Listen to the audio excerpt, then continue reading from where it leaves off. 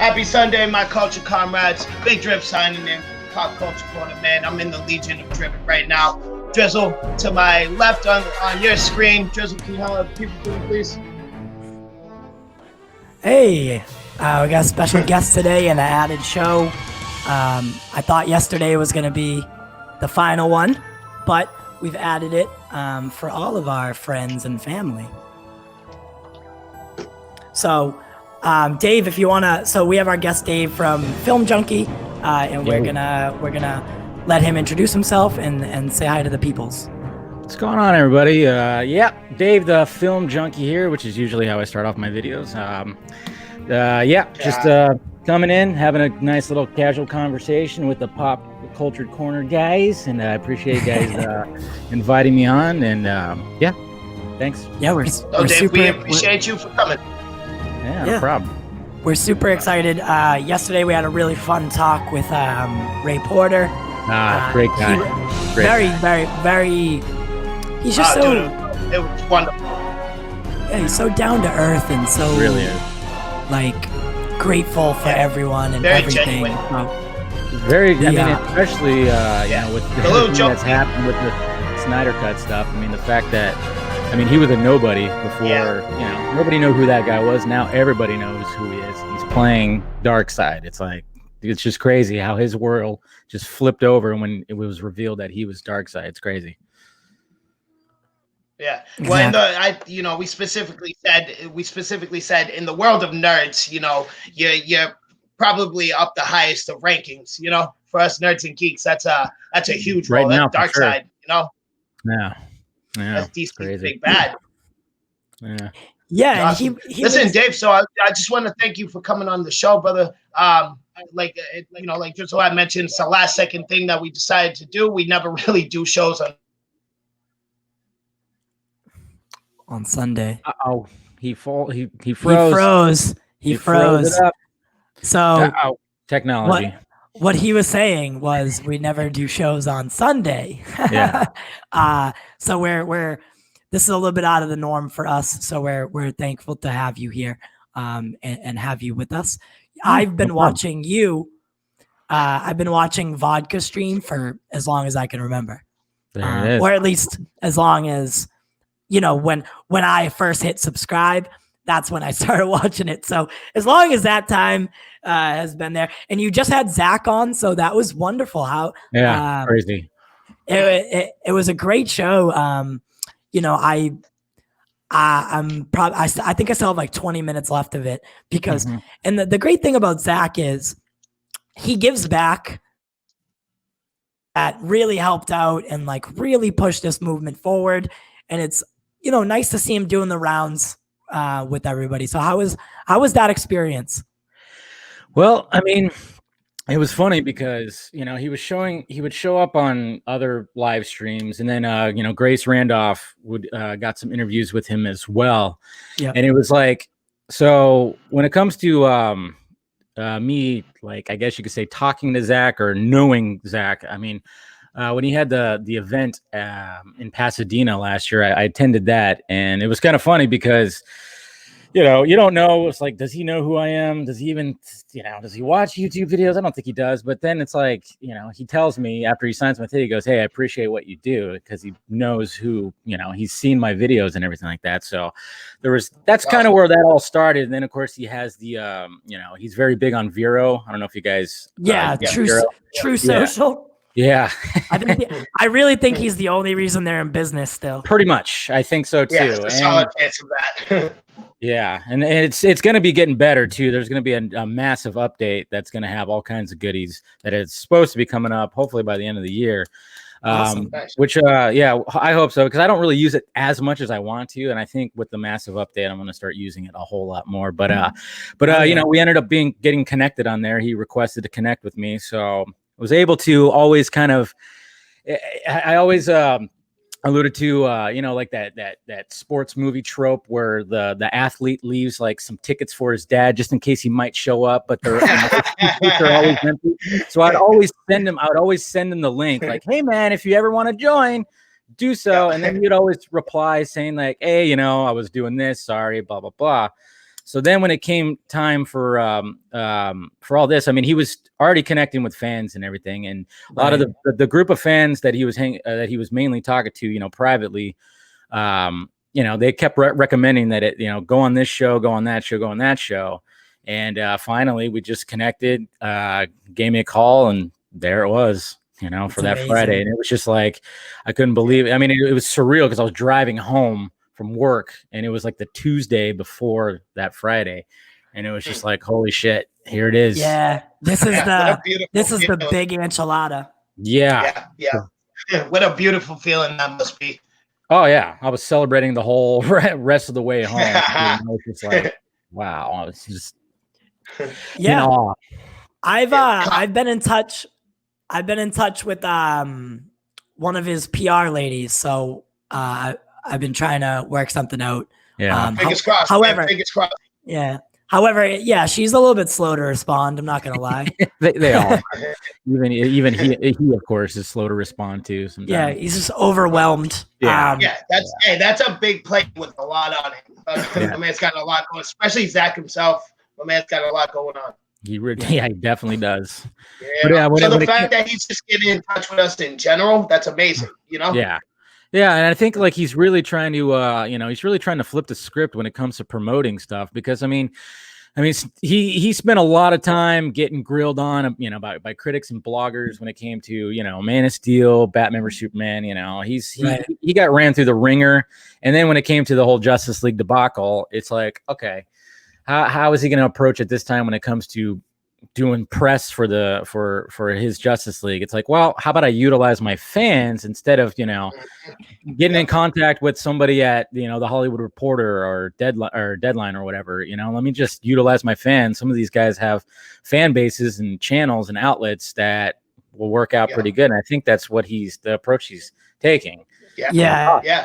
Pretty awesome. Well, you know, the whole thing came from an internet movement. Yeah. So why not do the same thing when it comes to promotion, right? Why not go on a bunch of shows like yourself and Nerd Queens, you know, and like you said, utilize your fans. I think that's genius. I think that's your best bet. Why wouldn't you go that route? Yeah.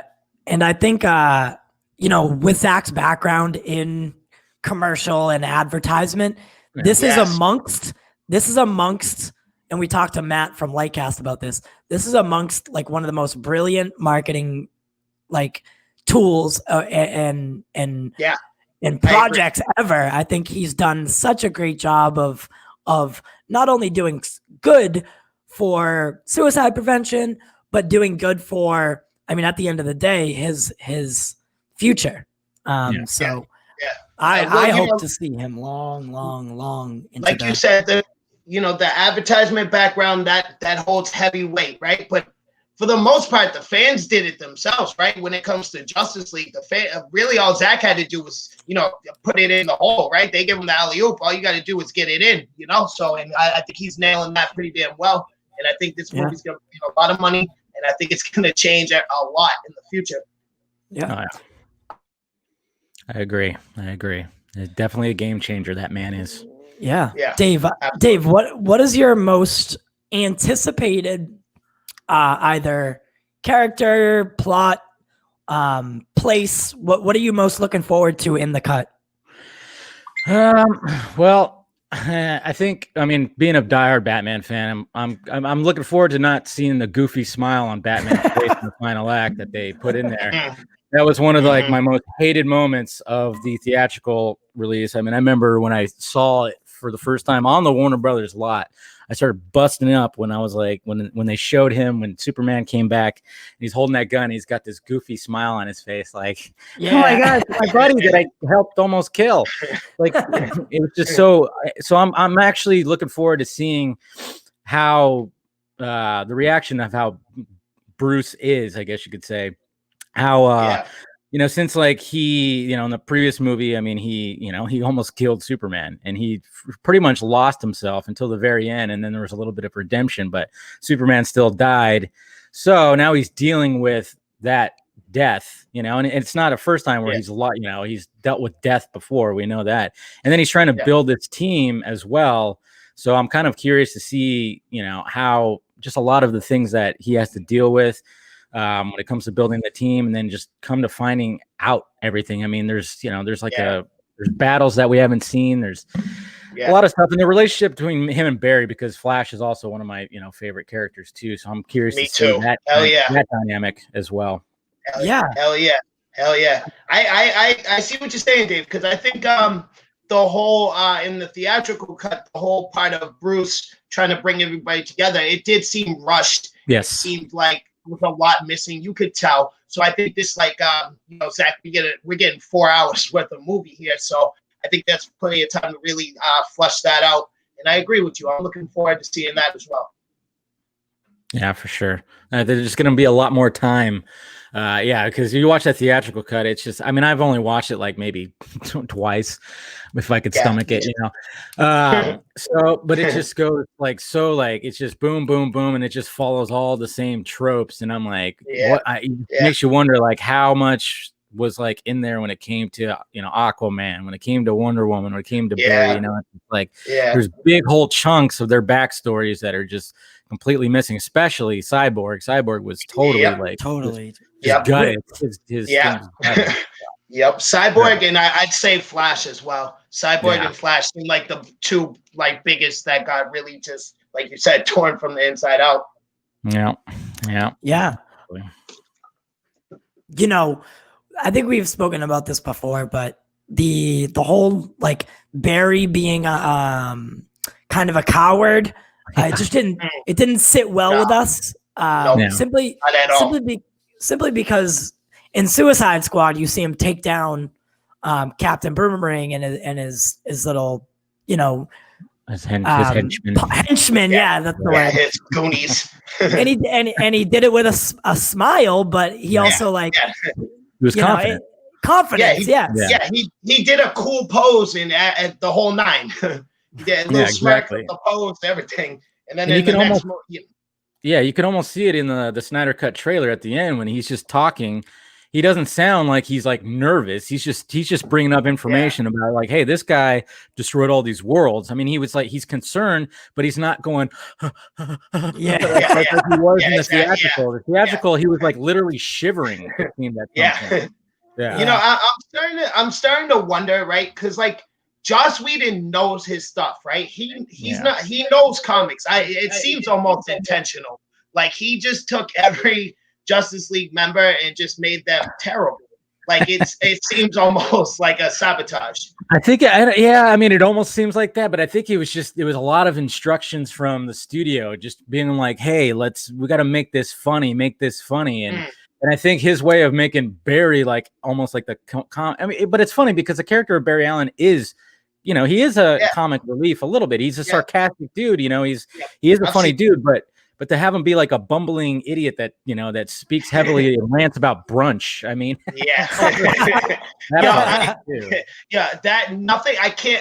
can't even describe it in words how angry that made me. I was furious when he said that line. Because me and Dave, we're on the same boat.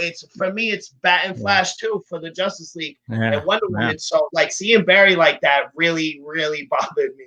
Yeah, I mean, I remember when like the clip came out where he wasn't confident in himself and Batman like talks him up. I thought that was endearing at first when I saw when that clip got released before the movie. But then it's just like now I'm like, that was totally a reshot scene, because you could tell by Affleck's cowl wasn't fitting around his head as well. And then I was like, this I don't like this anymore. I want a more confident Barry. I mean, it's okay for him to stumble because he still does. I mean, the shot where he actually, stumbles on the stairs and crashes. Yeah. He's still new at this. So I like to see that, but not like where he's just like constantly jumpy and nervous. Yeah, we'll definitely see Barry go under the Batwing. That's for sure. Oh yeah. There you go. Yeah. So I mean, so have you heard the I'm going to jump here a little bit, but go for it. Have you heard the rumor? We were talking about it yesterday. I don't know, because I talked to Matt about it as well, but the rumor that Lynda Carter would be joining Flashpoint for a cameo, maybe. I don't know. They're saying everybody's going to be joining that. I mean, they went as far as saying Nick Cage's Superman's going to show up. And I'm like, as much as I want to see that, I'm like, I think you guys are going a little too. I mean, they even said Christian Bale's Batman, and I'm like, come on, let's say it's too much. It's getting too much. Let's be reasonable. Like the Michael Keaton thing, that makes sense. It does make sense, and it sounds like these are going to be a pretty big aspect of the story. Ben Affleck's Batman also makes sense. But I don't know. I think it's a little too much. Like, Lynda Carter. Yeah, I think Lynda Carter is right on that line of like reasonable and just like goofy. You know, she's like right on the line. If they can make it work, where it's like an Earth that obviously she'll be older and maybe she's just there but not like dressed up in the costume. Maybe I could buy it, but I don't know. It just seems a little far fetched to me. Yeah, she could be. Sorry, Drizzle. Real quick, she could be the tyrannical Diana we see in Flashpoint. Diana's a little bit older in that timeline. I could see that fitting. Yeah. I mean, if they can make it work, But it just seems like no matter. I mean, you get all these headlines and reports from all these blogs saying, "Oh, so and so might be in there too," and it's like, shut up. Now you're just getting ridiculous. Yeah, now you're just throwing shit at the wall and hoping it sticks. Hoping it sticks. Did you see the Arrowverse crisis? I you know what? I did not really, because I kind of fell off when it came to the Arrowverse. Me too. Yeah. Me too. But it seems like if I were to believe everything that I read in the whatever, amongst the blogs and blah blah blah about all these people joining Flashpoint, it's almost sounding like, and I hope they don't go that route, where it's just overloaded with little cameos and not enough depth and story. So, I hope they stay away from that nostalgic, run through the years. Yeah, but that's a good point. That didn't even cross my mind. That's a very good point. I didn't even think of that. And you're absolutely right. If you get overwhelmed with the cameos, they're not going to hold weight anymore. They will nostalgia only goes so far.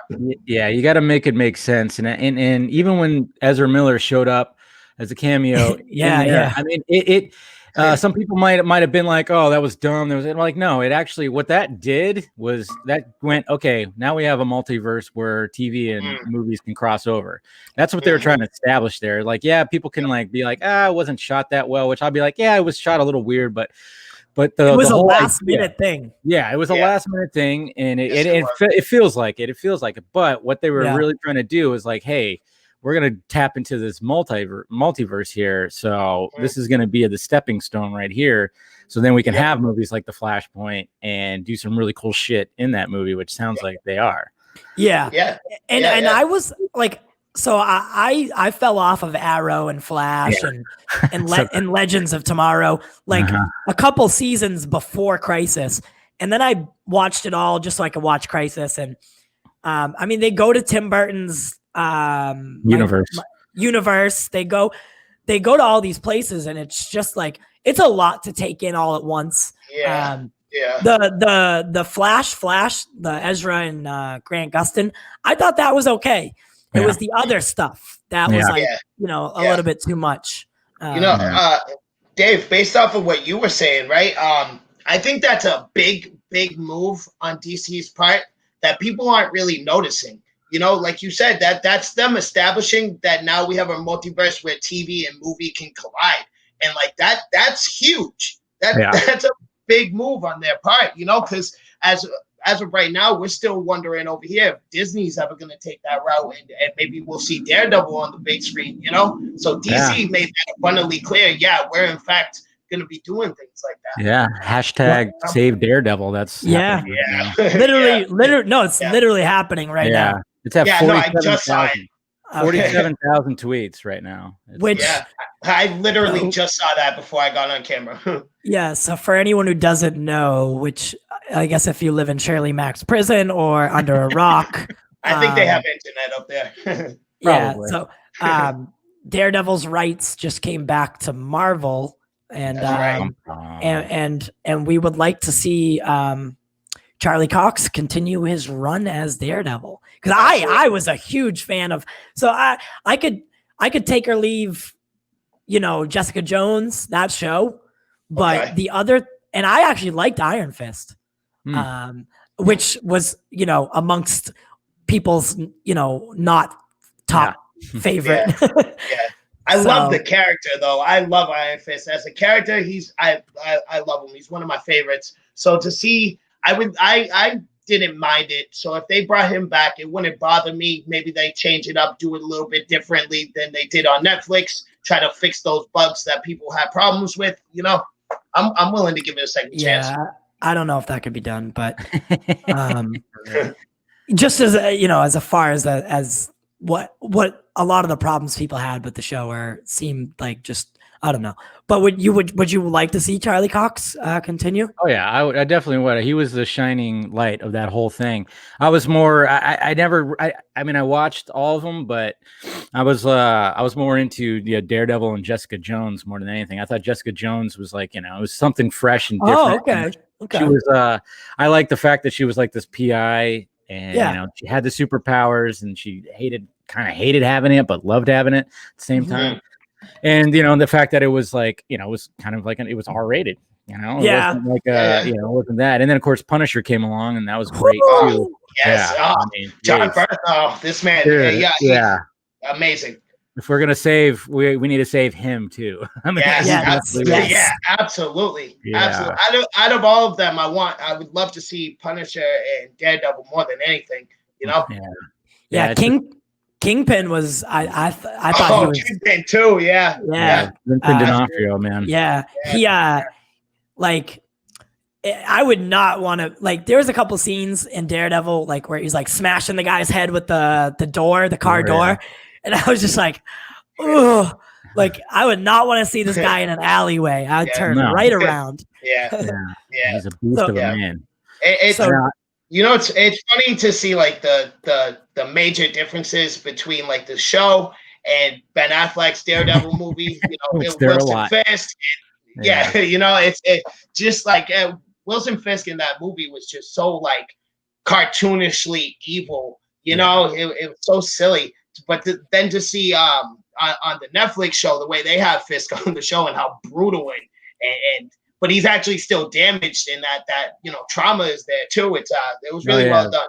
They really delved into his backstory, which I thought they did very well. To see his childhood trauma and stuff, and see, that's where, I mean, I think that's where like a lot of this stuff's gonna go. I mean, especially now that streaming is just such a big thing, and the whole pandemic, it's like more and more stuff is just gonna be like, hey, let's just do streaming, and then they could flesh it out. Like I'm wanting that for Civil War. I mean, I didn't hate the movie, but you know, the book, I mean, when you compare it to the book, I mean, you need time. You need time. No, very true. Kind of rushed through that story, you know, and there was like very little inklings here and there of what was in the book, but it just didn't hold weight to me. Maybe like the, you know, Iron Man and Captain America fight at the end was like, that was cool. That was great. But everything else didn't feel like it had any weight to it. Like, you know, when they were fighting each other, it was like, cool, this is cool to see all this, but there's no weight. There's no it's a sparring match. There's literally. That's what that is. You're pulling your punches. It's like, I was just gonna say, like, literally the Hawkeye and Black Widow fight. You like, know that holds no weight. Are we still friends? Spiderman and Captain America complimenting each other the whole time. Fanboying, you know. Exactly. I mean, it was just cool. It was cool to see it all, but it was just like no weight to it. No weight. I mean, you know, I don't know. Call me a sucker, but I like you know, wholehearted kind of light tone of them to you. That's you know, fine. I'm not really, you know, that's a big part of why I'm not such a fan of Zack Snyder, because I'm not like this dark and gloomy, let's write poems about how pointless life is kind of guy, right? You know, I like a little smiles, a little sunshine in my movies, you know? So you like the, I get it. Yeah. I mean, there's what I like is like, you know, I like variety, and I think like with the whole Justice League debacle is the fact that, you know, Warner Brothers wanted to make it like Avengers, That's the big thing. And you could see that they were trying to, inject all this humor and everything. And it's just like, and if you've listened to Snyder, I mean, I think even when I interviewed him, he talked about how like he wasn't trying to just do what they were doing. He wanted to have like, a graphic novel that's, written by Scott Snyder, that's just like a couple of books and then that's it. The story's done. It's a whole one-off. He wanted to do that, and that was his style. Like, it wasn't gonna, I mean, the MCU was, had this long branch of like the Infinity Saga and all these little leaves popping out that were like the individual movies. Snyder just wanted to plant something and just let it go. And then it's like, my thing's going to go off this way. Patty Jenkins is going to do her thing that way. James Wan's going to do it this way. I mean, so it was different. And, of course, not everybody's going to dig it, but, I think there just needs to be a variety with stuff, Yeah, I definitely respect it. My theory here is if the theatrical cut was way too campy, Snyder's is going to be too grim for me anyways, right? Like there's this healthy balance in the middle that I probably won't get the chance to see. Yeah, I mean, there's a chance that it's not going to be as grim as BVS for sure. BVS is supposed to be like the Empire Strikes Back, I guess. BVS and Justice League. It's supposed to be that bridge that's like the darker, and it's going to be lighter. I mean, obviously, when it came to the reaction to BVS, they did a whole rewrite to try to make it not as grim, not as dark. So, before they even started shooting. So it's already, it was already in the process to make it, a little not as dark. So, hopefully there'll be that good balance. Obviously being a Snyder guy, I the darker the better for me. I'm all about that. But me too. This is Justice League. So I'm like, okay, I don't need it to be, Batman dark. There could be elements. There could be elements of it, but I think, especially when Superman comes back, there's going to be some really bright elements to it, and I think he's going to find. Hopefully, he finds that good balance where the naysayers are like, you know what, I dig what he did here. So hopefully that's the case. So I agree 100%, Dave. Yeah. What I was saying before was, the Justice League, not one formula works for every character. No. So you need to have, like you can't just throw dark and gloomy on the Justice League and expect that to work. You need to have a multitude of different character arcs, but tones of character, and the balance of that needs to all fit together in a cohesive and coherent way. And I like Zach, and I think that he knows how to do that. His attention to detail is far superior than most directors. And I just don't think he got the time to do what he wanted to do. We're getting 4 hours worth. Which I think will help his cause. He was meant for streaming. He definitely was. For streaming, I think I said that to him too. I think when I brought in somebody to ask a question about Fountainhead, because he wanted to do Fountainhead. And if you see that book is like this thick. There's no way you could fit that in a movie. And it turns out he was planning on, if it ever comes to be, it's going to be a streaming series. I'm like, yeah, you were meant for that, because he joked around. Like when they told him like, oh, we need to keep the Justice League movie at a 2-hour runtime. He was like, are you fucking kidding me? You guys joking? This is what we're talking about here. Like, he didn't even take that seriously. He thought they were joking. It's like, no, and he likes to flesh out his characters. I loved. I'm not a fan of Grace herself, but when he was on her, when he was on her show, and he was like, yeah, they told me to keep it under 2 hours or 2 hours. Yeah. And he's like, I was still filming every scene and making excuses as to why. Yeah, it'll work. We can cut it down. Yeah. You know exactly what he was doing. Yeah. I love that. That's awesome. Justice, I think you had something that you wanted to talk about. Okay. All right, guys. So, we talked about this off camera, but to you watching, I'd like to explain, for the simple fact that this just won't go away and it won't come off my table for the past 2 weeks, even though me and Drizzle have been talking it forever now. I want to talk Spider-Man again. I want to get Dave's opinion on this whole Spider-Verse thing, because, again, it just simply won't go away. What? I don't know what you said. Yeah. Well, when we were talking about like, tapping into the multiverse, I mean, when it comes to Marvel, what else can they do? They got done with their Infinity War saga. Now it's like, okay, now we got to tap into our multiverse. And they already kind of did it, I guess you say, with Into the Spideyverse. Sony did, at least, which I think is probably, I think it is my favorite Spider-Man movie. And then Spider-Man 2, Raimi Spider-Man 2 is a close second. And I think with that movie, they really they expanded the Spidey universe where they could do something like that. And then, of course, they could take obviously Doctor Strange, and we know that his movie is going to be called. I always forget what it's called. Like the Multiverse of Madness. Yes, I know. It always sounds like a theme park ride. It always it does, and I guarantee it will be too. It probably will. I mean, I like the first. I like the first Doctor Strange, and I thought he was an all-star when it came to Infinity War. He was my favorite character. Oh yeah, in that movie. Yeah, him and Spidey, absolutely. Yeah, they were definitely. So I think like now with where they're headed, and it seems like, and a lot of people always go like, oh, they're ripping off DC because DC's doing the multiverse thing and bringing people back. But I'm like, you know what? Who cares? We all win. If we're gonna see Tobey Maguire and Andrew Garfield come back, that's fantastic. We already hear that Electro's coming back. There's a chance that Doc Ock, Alfred Molina came back. Which I would love. And it seems like it's going to get to the point where, how it is over with the Flashpoint movie is like, they're just going to say everybody's coming back. I think I even made like a fake video where I said, Mr.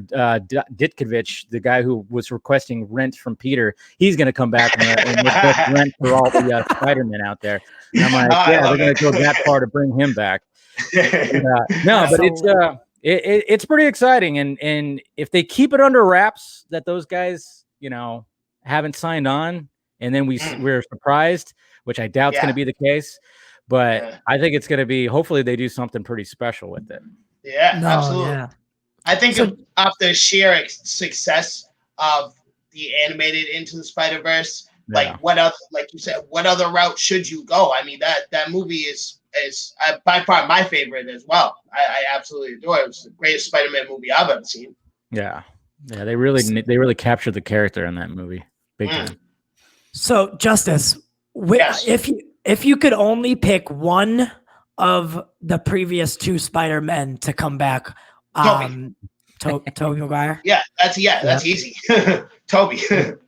And I think I'm a Garfield guy. Really? Okay. Yeah. So me and him talked about this way back. Our first Quick Dip episode, we did it on the Spider-Verse, and I had said my dream scenario is Tobey returning as Peter B. Parker from the Into the Spider-Verse movie. The sweatpants, the beer belly, the whole nine, right? Scruffy beard, absolutely. No, that'd be funny for me. Yeah, and I think even Chris Miller and Phil Lord mentioned like early on they had the idea of bringing, I think, Tobey back and possibly Andrew just to do voices for the Spider-Man. So I think it was always been on the board that they were gonna like eventually bring those guys back, and it's like, well, now here we are, and it sounds to me like, I mean, Andrew Garfield, he got cut off way too early, and he loved playing that character, so I don't doubt that he comes back like in an instant. Tobey Maguire might be a little bit harder to get, maybe, I don't know, but I haven't really seen him in anything much lately. So me either. Maybe. So what I heard from what I had read in a couple articles, supposedly what Tobey had said is that he would prefer not to come in for just that one movie. If you're gonna sign me into something, at least put me into 2 or 3 movies, right? Yeah, that's kind of the similar thing that's happening with Michael Keaton, actually.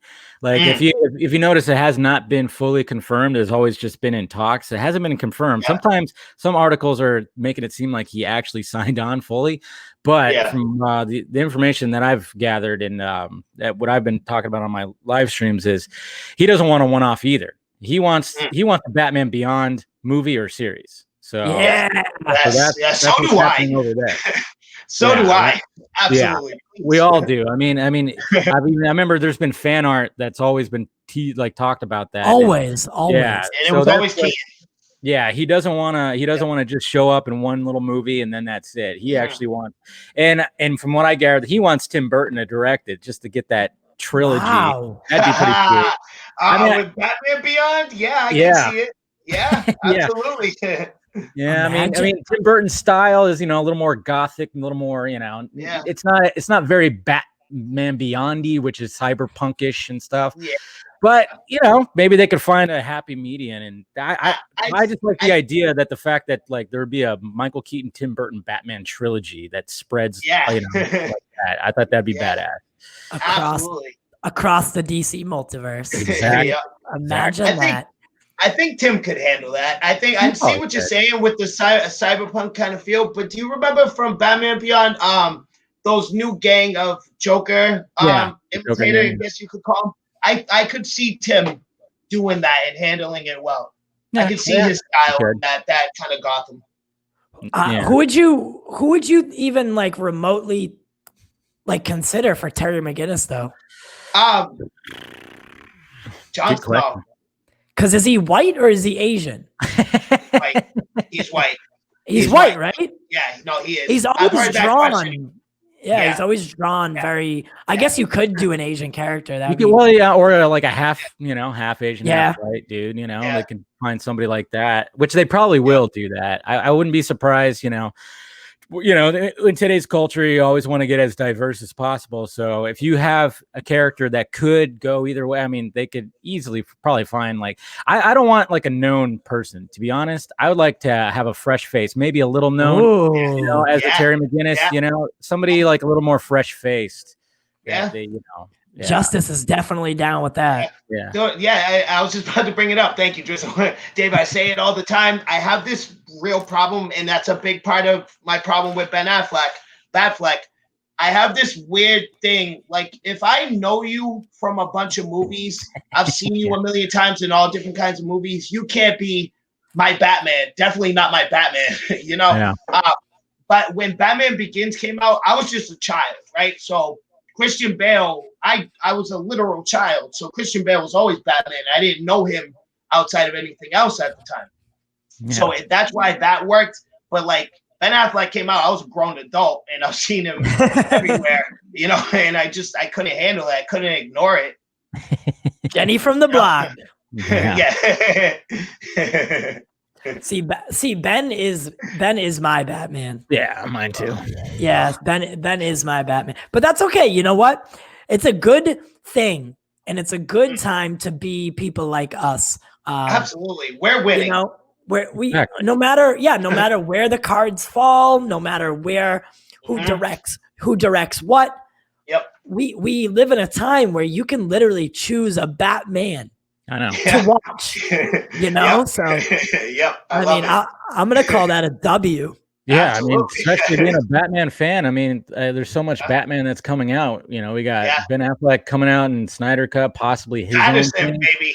And then Pattinson. Yeah, I mean, geez, after that trailer, I mean, I cannot be, super excited about that. My God, it's amazing. It amazes me to see how many people were like, that trailer is what got me on board. Yeah. I mean, I've heard a lot.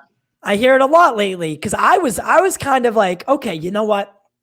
A lot of people are saying, he's too small, whatever the case may be. He's Twilight. I was always like, they said that about Heath Ledger. He's been in other movies. It's like, I hate it. Watch some other stuff. He's actually a really damn good actor. Yeah. I would even say, like, when it comes to all the actors that played Batman, I would say he's probably got the most range when you look at his roles. Almost like, Bale. I gotta get back. Yeah, I know. Bale has had a lot of range too, but I would say like it'd be like a toss up between them, them two for sure. Like just looking at their filmography, you see the range that they've strived to. But yeah, Bale did a lot of weight fluctuations, so of course he takes the weight. Bale literally just turns into who he's playing. He's insane. He's so insane. It's so immersive. Really so I want to bring up. Sorry, Dave. My bad. No, go ahead. Continue. Good. No, I was just going to be like, what kind of health issues does he have? After doing that? He's not doing too well on the inside. I just wanted to bring up what Drizzle had said before about Heath Ledger. I mean, if that's not the prime example, I don't know what is, because Heath Ledger is arguably worse than Patterson as far as like goofy roles he's done in the past. Well, and nailed it.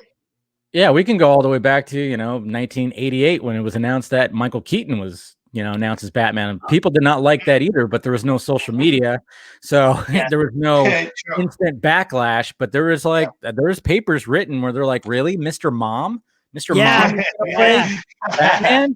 I mean, people did not like it at all. I mean, he was a comedic actor. He was not like this action star, but look what happened. He ended up, nailing it. And now a lot of people would be like, "That's my Batman. That is my Batman." Keaton is most people's Batman. Yeah. Very true. So with the Robert, I mean, now that we've touched on it, with the Robert Pattinson Batman, do you think that they'll be combining the Riddler and Hush together? Because it feels like it almost feels like it, doesn't it? Right. When I first watched that trailer, I was like, "Oh, that's not the Riddler. What are you talking about? That's not the Riddler." I totally just didn't pin it as that's not the Riddler, and maybe it's not. It could be throwing us off. Who knows what's going on with this? But you could be right. Maybe he decided to combine something, which is totally fine with me. I mean, you got to make it fresh. You got to make it different. And I have no qualms with a director trying to just like spin something different. I mean, of course, the people who are always like, the source material. It's like, shut up. DC's main animated universe just did that. They just did a Hush movie, and it was exactly that. That's right.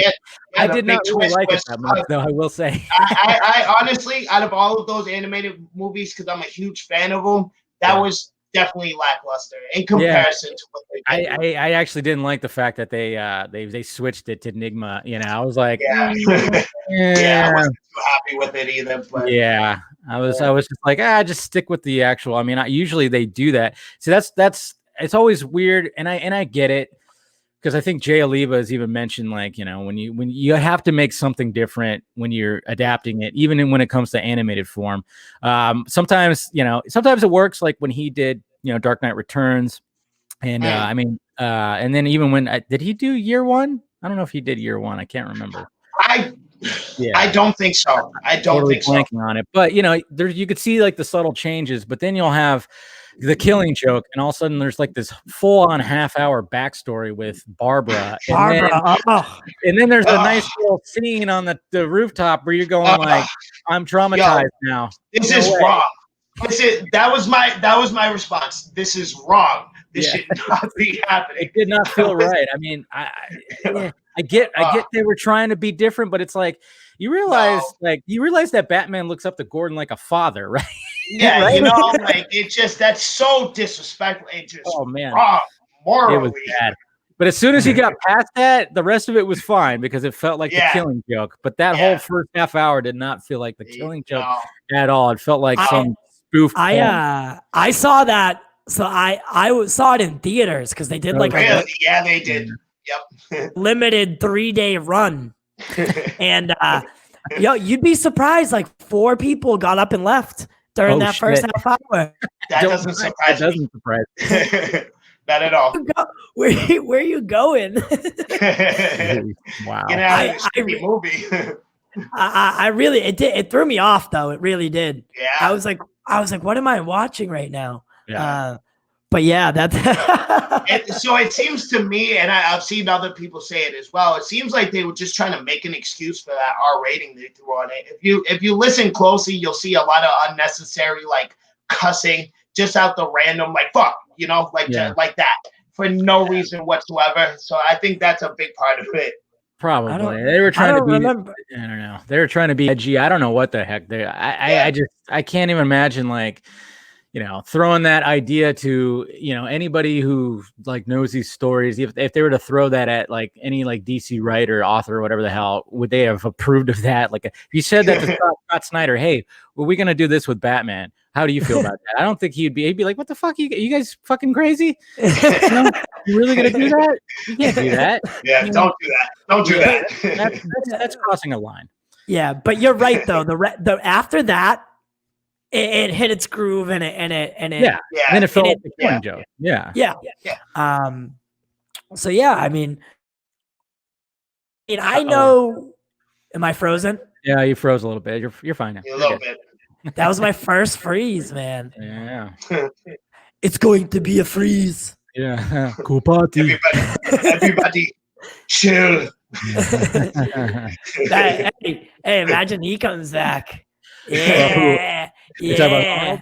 Yeah, I know. Yeah, Hey, I heard he was at one point they were there was this canceled Spider-Man movie that never got greenlit, and he was gonna be Doc Ock. Was he? What? Was that the James Cameron one? Yeah, That was the James Cameron one. Yes. Yes, it James was. Cameron for a while was trying to in like the 90s he wanted to do a Spider-Man. So that makes sense because Schwarzenegger and Cameron, of course. So how come I didn't know that? Yeah, look it up. Like I don't know.